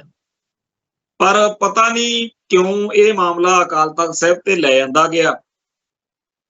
ਜਿੱਥੋਂ ਤੱਕ ਮੇਰਾ ਦਿਮਾਗ ਕਹਿੰਦਾ ਜਾਂ ਤਾਂ ਉਧਰ ਨਾ ਜਾਂਦੇ, ਪੂਰਾ ਇਹ ਰਵਾਇਤ ਪਾਉਂਦੇ ਵੀ ਸਿੱਖ ਆਪਦੇ ਸਾਰੇ ਮਸਲੇ ਅਕਾਲ ਤਖਤ ਸਾਹਿਬ ਰਾਹੀਂ ਜਾਂ ਸਿੱਖ ਜਿਹੜਾ ਕਾਨੂੰਨੀ ਵਿਧਾਨ ਮੰਡਲ ਆ ਇਹਦੇ ਰਾਹੀਂ ਹੱਲ ਕਰਿਆ ਕਰਨਗੇ। ਹੋ ਸਕਦਾ ਇੱਕ ਇੱਕ ਦੋ ਦੋ ਮਸਲੇ ਦਾ ਆਉਣ ਦੇ ਨਾਲ ਹੌਲੀ ਹੌਲੀ ਸਾਡਾ ਆਪਣਾ ਸਿਸਟਮ, ਆਪਣਾ ਨਿਜ਼ਾਮ ਖੜਾ ਹੋ ਜਾਵੇ। ਪਰ ਉਹ ਕਮਾਲ ਦੀ ਗੱਲ, ਜਿਹੜਾ ਨੁਕਤਾ ਆਪਾਂ ਇਸ ਮਸਲੇ ਤੇ ਡਿਸਕਸ ਕਰੀਏ ਕਿ ਜਿਹੜੇ ਬੰਦੇ ਉਸ ਮੌਕੇ ਇਸ ਸਾਰੇ ਘਟਨਾਕ੍ਰਮ ਚ ਗਵਾਹ ਦੇ ਰੂਪ ਚ ਜਾਂ ਕਿਸੇ ਹੋਰ ਕਾਰਨ ਕਰਕੇ ਆਏ, ਉਹਨਾਂ ਨੂੰ ਵੀ ਤਨਖਾਹ ਵਾਲੀ ਲਿਸਟ 'ਚ ਪਾਇਆ ਪਿਆ ਵੀ ਤਨਖਾਹ ਲਾਈ ਜਾਊਗੀ। ਉਹ ਰੌਲਾ ਪੈਂਦਾ ਰਿਹਾ ਪਰ ਕੋਈ ਗੱਲ ਨਹੀਂ ਬਣੀ। ਅਖੀਰ ਤੇ ਅਗਲਾ ਕਹੀ ਦਿੰਦਾ, ਜਿਵੇਂ ਅੱਜ ਵੀ ਸੁਖਦੇਵ ਸਿੰਘ ਭੌਰ ਤੇ ਕਰਨੈਲ ਸਿੰਘ ਪੰਜੋਲੀ ਨੇ ਆਖਿਆ ਵੀ ਸਾਡੇ ਲਈ ਤਾਂ ਅਕਾਲ ਤਖਤ ਸਾਹਿਬ ਮਹਾਨ ਆ, ਜੇ ਸਾਨੂੰ ਇਹਦੇ ਬਾਵਜੂਦ ਕਿ ਅਸੀਂ ਬਾਦਲਕਿਆਂ ਦੀਆਂ ਕਰਤੂਤਾਂ ਦਾ ਵਿਰੋਧ ਕਰਦਿਆਂ ਹੋਇਆਂ ਆਪਦਾ ਸਿਆਸੀ ਨੁਕਸਾਨ ਵੀ ਕਰਵਾ ਲਿਆ, ਸਾਨੂੰ ਅਹੁਦਿਆਂ ਤੋਂ ਅਸਤੀਫੇ ਦੇਣੇ ਪਏ, ਪਾਰਟੀ ਛੱਡਣੀ ਪਈ, ਸਾਡੇ ਉੱਤੇ ਕਾਫੀ ਕੁਝ ਫਿਰ ਬਾਦਲਕਿਆਂ ਨੇ ਕੀਤਾ। ਜਥੇਦਾਰ ਕਰਨੈਲ ਸਿੰਘ ਪੰਜੋਲੀ ਦੀ ਜਿਹੜੀ ਸ਼੍ਰੋਮਣੀ ਕਮੇਟੀ ਦੀ ਮੈਂਬਰੀ ਆ, ਉਹਦੇ ਖਿਲਾਫ ਰਿਟਾਂ ਪਟੀਸ਼ਨਾਂ ਪਾ ਕੇ ਉਹਦੇ ਉੱਤੇ ਸਟੇ ਲਵਾਤਾ ਵੀ ਇਹ ਮੈਂਬਰ ਨਹੀਂ। ਕਹਿਣ ਤੋਂ ਭਾਵੇਂ ਕਿ ਜਿਹੜੇ ਸਿੱਖਾਂ ਨੇ ਬਾਦਲਕਿਆਂ ਦਾ, ਉਹਨਾਂ ਦੇ ਸਾਰੇ ਇਸ ਚੱਕਰ ਦਾ ਵਿਰੋਧ ਕੀਤਾ, ਉਹ ਵੀ ਹੁਣ ਦੋਸ਼ੀਆਂ ਵਾਂਗੂ ਨਾਲ ਰਗੜਾ ਖਾਣ ਲਈ ਤਿਆਰ ਕੀਤੇ ਜਾ ਰਹੇ। ਇੱਧਰ ਇੱਕ ਹੋਰ ਚਰਚਾ ਆ ਕਿ ਜਿਹੜੇ 3 ਜਥੇਦਾਰ ਉਸ ਟਾਈਮ ਬਾਦਲ ਦੀ ਕੋਠੀ ਗਏ, ਜਿਨ੍ਹਾਂ ਨੇ ਆ ਕੇ ਮਾਫੀਨਾਮਾ ਪ੍ਰਵਾਨ ਕਰਨ ਦਾ ਫੈਸਲਾ ਕੀਤਾ, ਉਹਨਾਂ ਵਿੱਚੋਂ ਗਿਆਨੀ ਗੁਰਮੁਖ ਸਿੰਘ, ਜਿਨ੍ਹਾਂ ਨੇ ਬਾਅਦ ਵਿੱਚ ਬਾਗੀ ਹੋ ਕੇ ਸਾਰੀ ਗੱਲ ਜਨਤਕ ਕਰਤੀ ਸੀ ਕਿ ਕਿਵੇਂ ਇਹ ਸਾਰਾ ਪ੍ਰਕਰਣ ਵਾਪਰਿਆ, ਬਾਅਦ ਵਿੱਚ ਉਹ ਕਿਸੇ ਤਰੀਕੇ ਨਾਲ ਰਾਜੀਨਾਮਾ ਕਰਕੇ ਸੈੱਟ ਹੋ ਗਏ ਤੇ ਇਸ ਮੌਕੇ ਉਹ ਦਰਬਾਰ ਸਾਹਿਬ ਕੰਪਲੈਕਸ ਦੇ ਵਿੱਚ ਹੀ ਇੱਥੇ ਸੇਵਾ ਨਿਭਾ ਰਹੇ। ਜੇ ਤਾਂ ਗਿਆਨੀ ਗੁਰਮੁਖ ਸਿੰਘ ਗਲਤ ਸੀ, ਜਿਹੜੀ ਉਹਨੂੰ ਸਜ਼ਾ ਦਿੱਤੀ ਗਈ ਇੱਕ ਤਰੀਕੇ ਨਾਲ ਕਿ ਚੱਲ ਪੰਜਾਬ ਤੋਂ ਬਾਹਰ, ਸ਼ਾਇਦ ਉਹਨੂੰ ਧਮਧਾਨ ਸਾਹਿਬ ਲਾਤਾ ਸੀ, ਉਹਦੇ ਬਿਜਲੀ ਕੱਟਤੀ, ਉਹ ਕਮਰਾ ਨਹੀਂ ਸੀ ਛੱਡਦਾ ਤੇ ਉਹਦੇ ਨਾਲ ਬਹੁਤ ਉਸ ਟਾਈਮ ਮਾੜੀ ਕੀਤੀ ਗਈ। ਉਹਦਾ ਪਰਿਵਾਰ, ਉਹਦਾ ਭਰਾ, ਆਪ ਗਿਆਨੀ ਗੁਰਮੁਖ ਸਿੰਘ ਕਲਪਦੇ ਰਹੇ, ਪੰਥਕ ਲੀਡਰਸ਼ਿਪ ਨੂੰ ਚੀਕਾਂ ਮਾਰਦੇ ਰਹੇ ਕਿ ਸਾਡੀ ਬਾਂਹ ਫੜੋ। ਅਖੀਰ ਇਹਨਾਂ ਨੂੰ ਇੱਥੋਂ ਕੱਢ ਦਿੱਤਾ, ਉੱਥੇ ਜਾ ਕੇ ਡਿਊਟੀ ਕਰਨੀ ਪਈ। ਫਿਰ ਉਹਨੇ ਅਖੀਰ ਤੰਗ ਪਰੇਸ਼ਾਨ ਹੋ ਕੇ ਬਾਦਲਕਿਆਂ ਦੀ ਈਨ ਮੰਨ ਲਈ। ਨਤੀਜਾ ਇਹ ਨਿਕਲਿਆ ਕਿ ਉਹਨੂੰ ਫਿਰ ਇੱਥੇ ਦੁਬਾਰਾ ਸੈਟਲ ਕਰ ਦਿੱਤਾ ਗਿਆ। ਹੁਣ ਗੱਲ ਇਹ ਹੈ ਕਿ ਕੀ ਜਥੇਦਾਰ ਸਾਹਿਬਾਨ ਉਹਨੂੰ ਪੁੱਛਣਗੇ ਕਿ ਗਿਆਨੀ ਗੁਰਮੁਖ ਸਿੰਘ ਜੀ, ਜਿਹੜੀ ਤੁਸੀਂ ਉਹ ਸਟੇਟਮੈਂਟ ਦਿੱਤੀ ਸੀ ਉਹ ਝੂਠੀ ਆ ਕਿ ਤੁਹਾਡੀ ਸੱਚੀ ਆ? ਗਿਆਨੀ ਇਕਬਾਲ ਸਿੰਘ ਆ ਜਿਹੜਾ, ਉਹ ਵੀ ਕਹਿੰਦਾ ਹੈਗਾ ਕਿ ਬਾਦਲ ਪਰਿਵਾਰ ਨੇ ਉਸ ਮੌਕੇ ਸਾਨੂੰ ਸੱਦ ਕੇ ਸਾਤੋਂ ਆਹ ਕੁਛ ਕਰਵਾਇਆ। ਕੀ ਜਥੇਦਾਰ ਸਾਹਿਬਾਨ ਉਹਨਾਂ ਤੋਂ ਇਹ ਗੱਲ ਪੁੱਛਣਗੇ? ਇਵੇਂ ਹੀ ਗਿਆਨੀ ਗੁਰਬਚਨ ਸਿੰਘ ਆ ਜਿਹੜਾ, ਉਹਦੇ ਗੁਨਾਹਾਂ ਦੀ ਬੜੀ ਲੰਬੀ ਲਿਸਟ ਆ ਜਿਹੜੀ ਇਸ ਮਸਲੇ ਵਿੱਚ, ਕਿ ਤੈਨੂੰ ਦਿਖਦਾ ਨਹੀਂ ਸੀ ਸਿੱਖਾਂ ਦੇ ਕਾਤਲਾਂ ਨੂੰ ਨਵਾਜਣ ਵਾਲਾ ਬਾਦਲ ਹੋਵੇ, ਸਿੱਖ ਹਿੱਤਾਂ ਦੇ ਉਲਟ ਕੰਮ ਕਰਨ ਵਾਲਾ ਬਾਦਲ ਹੋਵੇ, ਤੂੰ ਫਖਰੇ ਕੌਮ ਦੇਈ ਜਾਨਾ? ਇਹ ਸਵਾਲ ਮੌਜੂਦਾ ਜਥੇਦਾਰ ਸਾਹਿਬਾਨ ਪੁੱਛ ਸਕਣਗੇ। ਕਹਿਣ ਤੋਂ ਭਾਵੇਂ ਆ ਕਿ ਤੰਦ ਨਹੀਂ ਤਾਣੀ ਉਲਝ ਚੁੱਕੀ, ਬਹੁਤ ਹੀ ਜ਼ਿਆਦਾ ਮਾੜਾ ਹਾਲ ਪੰਥ ਦਾ ਕਰ ਦਿੱਤਾ ਗਿਆ।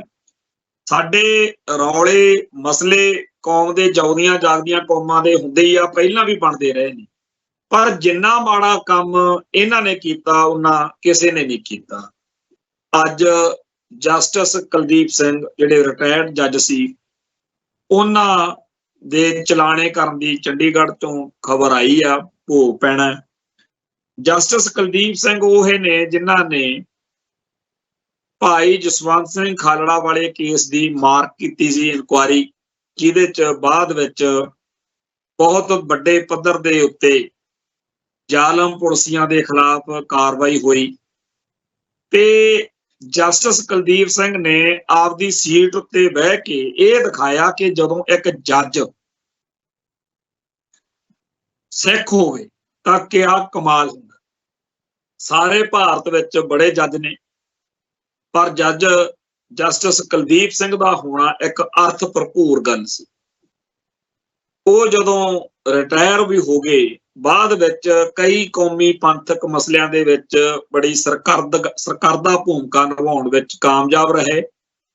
ਜਦੋਂ ਬਾਦਲ ਹੁਣੀ ਮੁੱਕਰ ਗਏ 1997 ਦੇ ਵਿੱਚ ਕੀਤੇ ਵਾਅਦਿਆਂ ਤੋਂ, ਤਾਂ ਪੰਥ ਨੇ ਇੱਕ ਕਮਿਸ਼ਨ ਬਣਾਇਆ ਸੀ ਜਿਹੜਾ ਪੀਪਲਜ਼ ਕਮਿਸ਼ਨ ਸੀਗਾ, ਕਿ ਸਰਕਾਰੀ ਤੌਰ ਤੇ ਤਾਂ ਹੁਣ ਬਾਦਲ ਹੁਣੀ ਨਹੀਂ ਬਣਾ ਰਹੇ ਤੇ ਚਲੋ ਇਹ 3 ਜੱਜ ਜਿਹੜੇ ਆ, ਇਹਨਾਂ ਦੇ ਕੋਲੇ ਸਿੱਖ ਆਪਦੇ ਐਫੀਡੇਵਿਟ ਜਮ੍ਹਾਂ ਕਰਾਉਣ। ਮੈਨੂੰ ਚੰਗੀ ਤਰ੍ਹਾਂ ਚੇਤੇ ਆ, ਲੁਧਿਆਣੇ ਖੇਤੀਬਾੜੀ ਯੂਨੀਵਰਸਿਟੀ ਦੇ ਵਿੱਚ ਭਾਈ ਸਰਦਾਰ ਡਾਕਟਰ ਸੁਖਦੇਵ ਸਿੰਘ ਭਵਨ ਆ ਇੱਕ, ਉੱਥੇ ਇਹਦੀ ਸਿਟਿੰਗ ਹੋਣੀ ਸੀ। ਇੱਕ ਸਿਟਿੰਗ ਕਿਤੇ ਹੋਰ ਹੋ ਚੁੱਕੀ ਸੀ, ਮੇਰੇ ਐਗਜੈਕਟ ਉਹ ਯਾਦ ਨਹੀਂ ਗੀ। ਉੱਥੇ ਬੜੇ ਲੋਕਾਂ ਨੇ ਹਲਫੀਆ ਬਿਆਨ ਦਿੱਤੇ ਕਿ ਸਾਡਾ ਮੁੰਡਾ ਫਲਾਣਾ ਥਾਣੇਦਾਰ ਚੱਕ ਕੇ ਲੈ ਗਿਆ ਸੀ, ਲੱਭਿਆ ਨਹੀਂ, ਫਲਾਣਾ ਇਸ ਤਰ੍ਹਾਂ ਹੋਇਆ। ਪੰਜਾਬ ਦੇ ਵਿੱਚ 1978 ਤੋਂ ਜ਼ੁਲਮ ਦੇ ਸਤਾਏ ਲੋਕਾਂ ਨੇ ਜਿਹੜੇ ਮੰਤਵ ਨੂੰ ਮੁੱਖ ਰੱਖ ਕੇ ਬਾਦਲ ਦੀ ਸਰਕਾਰ ਬਣਾਈ ਸੀ, ਉਹ ਹਲਫੀਆ ਬਿਆਨ ਲੈ ਲੈ ਕੇ ਜਦੋਂ ਉੱਥੇ ਪਹੁੰਚਣ ਲੱਗੇ ਤਾਂ ਜਿਹੜਾ ਲੁਧਿਆਣੇ ਖੇਤੀਬਾੜੀ ਯੂਨੀਵਰਸਿਟੀ 'ਚ ਪ੍ਰੋਗਰਾਮ ਸੀ, ਮੇਰਾ ਲੁਧਿਆਣਾ ਜ਼ਿਲ੍ਹਾ, ਪਰ ਅਸੀਂ ਬਰਨਾਲੇ ਤਿੱਕਰ, ਮੋਗੇ ਤਿੱਕਰ ਇਹ ਸਾਰੀ ਬੈਲਟ ਦੇ ਵਿੱਚ ਵਿਚਰਦੇ ਰਹੇ ਆ। ਤੇ ਸਿੱਖ ਸੰਘਰਸ਼ ਨਾਲ ਸੰਬੰਧਿਤ ਪੀੜਤ ਪਰਿਵਾਰਾਂ ਦਾ ਸਾਡੇ ਨਾਲ ਇੱਕ ਰਿਸ਼ਤਾ ਬਣ ਚੁੱਕਿਆ ਸੀ। ਅਸੀਂ ਬੜੀ ਵੱਡੀ ਗਿਣਤੀ ਵਿੱਚ ਲੋਕਾਂ ਨੂੰ, ਪਰਿਵਾਰਾਂ ਨੂੰ ਲਾਮਬੰਦ ਕਰ ਰਹੇ ਸੀ ਕਿ ਉੱਥੇ ਆਪਾਂ ਜਾਣਾ ਤੇ ਆਪੋ ਆਪਣੇ ਦੱਸਣਾ ਕਿ ਕਿਹਨੇ ਕਿਹਨੇ ਕਿਵੇਂ ਸਾਡੇ ਨਾਲ ਕੀਤਾ। ਉਸ ਮੌਕੇ ਜਦੋਂ ਪਤਾ ਲੱਗਿਆ ਕਿ ਬਹੁਤ ਵੱਡੀ ਗਿਣਤੀ ਵਿੱਚ ਬੁੱਚੜ ਪੁਲਸੀਆਂ ਨੂੰ ਡਾਂਗਾਂ ਦੇ ਕੇ ਬਾਦਲ ਨੇ PAU ਲਾ ਦਿੱਤਾ ਤੇ ਉੱਥੇ ਕੁੱਟ ਕਟਾਪਾ ਹੋ ਰਿਹਾ, ਭਜਾਇਆ ਜਾ ਰਿਹਾ ਤੇ ਬਹੁਤ ਹੀ ਜ਼ਿਆਦਾ ਪਾਬੰਦੀ ਜਿਹੜੀ ਆ ਲਾ ਦਿੱਤੀ। ਉਸ ਮੌਕੇ ਜਸਟਿਸ ਕੁਲਦੀਪ ਸਿੰਘ ਜਿਹੜੇ ਆ, ਉਹਨਾਂ ਨੇ ਜਿਵੇਂ ਭੂਮਿਕਾ ਨਿਭਾਈ ਉਹ ਬਹੁਤ ਚੰਗੀ ਹੈ। ਉਹਦੇ ਉੱਤੇ ਚਰਚਾ ਹੋਈ, ਲੋਕਾਂ ਦੇ ਵਿੱਚ ਗੱਲ ਗਈ। ਪਰ ਜਸਟਿਸ ਕੁਲਦੀਪ ਸਿੰਘ ਦੇ ਚਲਾਣੇ ਤੋਂ ਬਾਅਦ ਅੱਜ ਸਾਰੇ ਭਾਰਤੀ ਮੀਡੀਆ ਨੇ, ਪੰਜਾਬ ਦੇ ਅਖਬਾਰਾਂ ਨੇ ਉਹਨਾਂ ਦੀ ਖਬਰ ਤੱਕ ਨਹੀਂ ਲਈ। ਇਹ ਗੱਲ ਬੜੀ ਦੁੱਖ ਵਾਲੀ ਹੈ। ਯਾਦ ਰਵੇ ਵੀ ਇੱਕ ਵਾਰੀ ਇਹ ਗੱਲ ਉੱਭਰੀ ਸੀ ਕਿ ਪੰਜਾਬ ਦੇ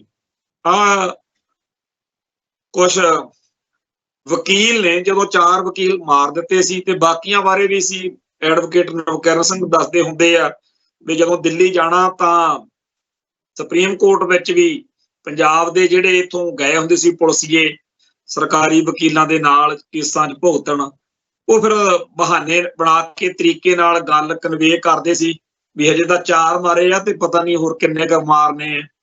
ਉਦੋਂ ਫਿਰ ਇੱਕ ਲਿਸਟ ਬਣਾ ਕੇ ਇਸ ਮੁਲਕ ਦੇ ਸਿਸਟਮ ਦੇ ਵਿੱਚ ਦਿੱਤੀ ਗਈ ਕਿ ਇਹਨਾਂ ਵਕੀਲਾਂ ਦੀ ਜਾਨ ਨੂੰ ਪੰਜਾਬ ਪੁਲਿਸ ਤੋਂ ਖਤਰਾ। ਸ਼੍ਰੋਮਣੀ ਕਮੇਟੀ ਦੇ ਮੌਜੂਦਾ ਪ੍ਰਧਾਨ ਸਰਦਾਰ ਹਰਜਿੰਦਰ ਸਿੰਘ ਧਾਮੀ ਹੁਸ਼ਿਆਰਪੁਰ ਵਕਾਲਤ ਕਰਦੇ ਸੀ। ਇਹ ਵੀ ਉਦੋਂ ਸਿੱਖ ਜੁਝਾਰੂਆਂ ਦੀ, ਜਿਨ੍ਹਾਂ ਜਿਹੜੇ ਸਟੇਟ ਦੇ ਵਿਕਟਮ ਸੀ, ਉਹਨਾਂ ਦੀ ਪੈਰਵਾਈ ਕਰਦੇ ਸੀ। ਤੋਂ ਇਹਨਾਂ ਦਾ ਨਾਂ ਵੀ ਉਸ ਲਿਸਟ ਵਿੱਚ ਸ਼ਾਮਲ ਸੀ ਕਿ ਪੁਲਿਸ ਇਹਨਾਂ ਨੂੰ ਚੱਕ ਕੇ ਮਾਰ ਸਕਦੀ ਹੈ। ਹੁਣ ਜਸਟਿਸ ਕੁਲਦੀਪ ਸਿੰਘ ਦਾ ਬਹੁਤ ਭਾਰੀ ਇਸ ਗੱਲ ਦੇ ਵਿੱਚ ਯੋਗਦਾਨ ਰਿਹਾ ਕਿ ਉਹਨਾਂ ਨੇ ਅਹੁਦੇ ਤੇ ਬੈਠ ਕੇ ਸਿੱਖ ਕੌਮ ਦੀ ਨਸਲਕੁਸ਼ੀ ਦੇ ਮਾਮਲੇ ਵਿੱਚ ਜ਼ਿੰਮੇਵਾਰੀ ਨਿਭਾਈ। ਸੋ ਫਰਜ਼ ਬਣਦਾ ਕਿ ਸ਼੍ਰੋਮਣੀ ਕਮੇਟੀ ਵੱਲੋਂ ਉਹਨਾਂ ਦਾ ਦਰਬਾਰ ਸਾਹਿਬ ਕੰਪਲੈਕਸ ਦੇ ਵਿੱਚ ਵੱਡੇ ਪੱਧਰ ਦੇ ਉੱਤੇ ਭੋਗ ਸਮਾਗਮ ਹੋਵੇ। ਉਪਰੰਤ ਇਹਨਾਂ ਦੀ ਫੋਟੋ ਕੇਂਦਰੀ ਸਿੱਖ ਅਜਾਇਬ ਘਰ ਵਿੱਚ ਲਾਈ ਜਾਵੇ। ਜਿੱਥੇ ਆਪਾਂ ਪਹਿਲਾਂ ਵੀ ਕਈ ਵਾਰੀ ਚਰਚਾ ਕਰੀਦੀ ਆ, ਕੋਈ ਬਾਦਲ ਦਲ ਨਾਲ ਸੰਬੰਧਿਤ ਲੀਡਰ ਚਲਾਣੇ ਕਰ ਜੇ, ਉਹਦੀ ਫੋਟੋ ਲਾ ਕੇ ਉਦੋਂ ਹੀ ਪਤਾ ਲੱਗਦਾ ਕਿ ਫਲਾਨੇ ਦੀ ਲੱਗ ਗਈ ਜਾਂ ਫਲਾਨੇ ਬਾਬੇ ਨੂੰ ਜਾਂ ਫਲਾਨੇ ਨੂੰ ਉੱਥੋਂ ਜੀ ਆਹ ਦੇਤਾ, ਜਿਵੇਂ ਫਖਰੇ ਕੌਮ ਦਾ ਦਿੱਤਾ ਸੀ, ਹੁਣ ਵੀ ਕਈਆਂ ਨੂੰ ਦੇਈ ਜਾਂਦੇ। ਪਰ ਜਿਹੜੇ ਕੌਮ ਲਈ ਖੜਨ ਵਾਲੇ ਲੋਕ ਨੇ, ਉਹਨਾਂ ਬਾਰੇ ਬਹੁਤ ਤਰੱਦਦ ਕਰਨਾ ਪੈਂਦਾ। ਹੁਣ ਜਿਵੇਂ ਭਾਈ ਗਜਿੰਦਰ ਸਿੰਘ ਨੂੰ 4 ਸਾਲ ਹੋ ਗਏ, ਜਲਾਵਤਨ ਯੋਧੇ ਦਾ ਅਵਾਰਡ ਐਲਾਨਿਆ ਸੀ, ਅੱਜ ਤੱਕ ਦਿੱਤਾ ਨਹੀਂ। ਹੋਰ ਵੀ ਬਹੁਤ ਸਾਰੇ ਇਹੋ ਜਿਹੇ ਮਾਮਲੇ ਨੇ। ਪਰ ਅਸੀਂ ਇਹ ਗੱਲ ਕਹਿਣੀ ਚਾਹੁੰਦੇ ਹਾਂ ਕਿ ਜਿਹੜਾ ਇਸ ਮੁਲਕ ਦਾ ਢਾਂਚਾ, ਜਿਹੜਾ ਇਸ ਮੁਲਕ ਦਾ ਸਾਰਾ ਸਿਸਟਮ ਹੈ, ਉਹ ਸਿੱਖੀ ਅਤੇ ਸਿੱਖਾਂ ਨੂੰ ਮਾਰ ਮੁਕਾਉਣ ਤੇ ਤੁਲਿਆ ਹੋਇਆ, ਸਿੱਖਾਂ ਦਾ ਹਿੰਦੂਕਰਨ ਕਰਨ ਤੇ ਤੁਲਿਆ ਹੋਇਆ। ਤੇ ਇੱਥੇ 9ਵੇਂ ਪਾਤਸ਼ਾਹ ਦੀ ਸ਼ਹਾਦਤ ਦੀ ਕੋਈ ਕਦਰ ਨਹੀਂ, ਜਾਣ ਕੇ ਝੂਠ ਬੋਲਦੇ ਆ ਜਾਂ ਬਹੁਤ ਹੀ ਮਕਾਰੀ ਨਾਲ ਕਹਿੰਦੇ ਆ ਗੁਰੂ ਤੇਗ ਬਹਾਦਰ ਕਾ ਬਲੀਦਾਨ ਯਾਦ ਰੱਖੇਗਾ ਹਿੰਦੁਸਤਾਨ। ਬਲੀ ਦਾ ਸੰਕਲਪ ਹੁੰਦਾ ਕਿਸੇ ਨੂੰ ਹੋਰ ਦੀ ਥਾਂ ਤੇ ਵੀ, ਜਿਵੇਂ ਆਪਾਂ ਕਹਿੰਦੇ ਆ ਤੂੰ ਤਾਂ ਯਾਰ ਮੇਰੀ ਬਲੀ ਦੇਤੀ। ਸੋ ਗੁਰੂ ਤੇਗ ਬਹਾਦਰ ਦੀ ਸ਼ਹਾਦਤ ਨੂੰ ਇਹ ਕਹਿੰਦੇ ਆ ਵੀ ਅਸੀਂ ਬਲੀ ਦੇਤੀ ਆਪਦੇ ਤੇ ਹੈਰਾਨੀ ਦੀ ਗੱਲ ਇਹ ਆ ਕਿ ਸਿੱਖ ਕੌਮ ਦੇ ਵਿੱਚ ਅੱਜ ਜਦੋਂ ਕਈ ਭਰਾ ਸਾਡੇ ਪੰਡਤਾਂ ਕੋਲੇ ਪੁੱਛਣ ਜਾਂਦੇ ਆ ਵੀ ਬਿਪਤਾ ਪੈ ਗਈ ਜੀ ਟੱਬਰ ਤੇ, ਕੋਈ ਉਪਾਅ ਦੱਸੋ, ਇਹ ਆਪਦੇ ਨਿਆਣਿਆਂ ਨੂੰ ਨਾਲ ਨਾ ਲੈ ਕੇ ਜਾਇਆ ਕਰਨ ਇਹੋ ਜਿਹੀਆਂ ਕਰਤੂਤਾਂ ਕਰਨ ਮੌਕੇ। ਕਿਉਂਕਿ ਜਦੋਂ ਬੱਚਾ ਸਿੱਖਾਂ ਦਾ ਪਿੰਡ ਦੇ ਗੁਰਦੁਆਰੇ ਤੋਂ ਢਾਡੀ ਰਾਗੀ ਸੁਣਦਾ ਹੋਵੇ ਜਾਂ ਸਕੂਲ 'ਚ ਪੜ੍ਹਦਾ ਹੋਇਆ ਇਹ ਗੱਲ ਦੇਖੇ ਵੀ ਸਾਨੂੰ ਸਿਖਾਇਆ ਜਾ ਰਿਹਾ ਕਿ ਜਦੋਂ ਪੰਡਤਾਂ ਤੇ ਕਸ਼ਮੀਰ ਦੇ ਵਿੱਚ ਬਿਪਤਾ ਪਈ ਸੀ, ਉਹ ਗੁਰੂ ਪਾਤਸ਼ਾਹ ਦੇ ਚਰਨਾਂ 'ਚ ਗਏ ਸੀ, ਤੇ ਸਾਡੇ ਟੱਬਰ ਤੇ ਬਿਪਤਾ ਪਈ, ਅੱਜ ਅਸੀਂ ਪੰਡਤਾਂ ਦੇ ਚਰਨਾਂ 'ਚ ਰੁਲਦੇ ਫਿਰਦੇ ਹਾਂ। ਸੋ ਜਿਹੜੇ ਸਿੱਖ ਪਰਿਵਾਰਾਂ ਦਾ ਪੰਡਤਾਂ 'ਚ ਜ਼ਿਆਦਾ ਭਰੋਸਾ, ਗੁਰੂ ਤੇ ਜ਼ਿਆਦਾ ਭਰੋਸਾ ਨਹੀਂ ਹੈਗਾ, ਉਹ ਆਪਦੇ ਨਿਆਣਿਆਂ ਨੂੰ ਘੱਟੋ ਘੱਟ ਬਖਸ਼ ਦੇਣ, ਬੱਚਿਆਂ ਨੂੰ ਦੁਬਧਾ 'ਚ ਨਾ ਪਾਉਣ। ਜਦੋਂ ਪੰਡਤਾਂ ਕੋਲੇ ਜਾਣਾ ਹੁੰਦਾ ਉਦੋਂ ਆਪ ਇਕੱਲੇ ਜਾ ਕੇ ਜੋ ਖੇਹ ਖਰਾਬੀ ਕਰਨੀ ਆ ਉੱਥੇ ਕਰਿਆਓ। ਇਹ ਨਾਗ ਨੁਗ, ਇਹ ਜੀ ਰਾਸ਼ੀਆਂ ਰੂਸ਼ੀਆਂ, ਇਹ ਜੀ ਵਾਸਤੂ ਸ਼ਾਸਤਰ, ਇਹ ਕਰਮ ਕਾਂਡ ਸਾਰੇ ਗੁਰਮਤ ਮਰਿਆਦਾ ਅਨੁਸਾਰ ਠੀਕ ਨਹੀਂ ਹੈਗੇ। ਸਾਡਾ ਧਰਮ ਵੱਖਰਾ ਆ, ਪਰ ਬ੍ਰਾਹਮਣਵਾਦ ਇਸ ਮੁਲਕ ਦਾ ਸਿਸਟਮ ਆ, ਜਿਹੜਾ ਸੰਵਿਧਾਨ, ਇਹ ਸਿੱਖਾਂ ਦਾ ਸਾਰਾ ਆਜ਼ਾਦ ਵਿਲੱਖਣ ਤੇ ਵੱਖਰਾ ਜਿਹੜਾ ਵਿਗਿਆਨਕ ਧਰਮ ਆ, ਇਹਨੂੰ ਖਤਮ ਕਰਕੇ ਇਹਦਾ ਬਾਹਮਣੀਕਰਨ ਕਰਨਾ ਚਾਹੁੰਦਾ।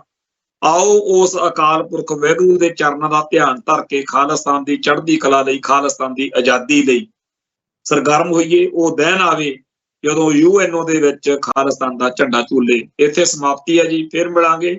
ਨਾਨਕ ਨਾਮ ਚੜ੍ਹਦੀ ਕਲਾ, ਤੇਰੇ ਭਾਣੇ ਸਰਬੱਤ ਦਾ ਭਲਾ। ਵਾਹਿਗੁਰੂ ਜੀ ਕਾ ਖਾਲਸਾ, ਵਾਹਿਗੁਰੂ ਜੀ ਕੀ ਫਤਿਹ।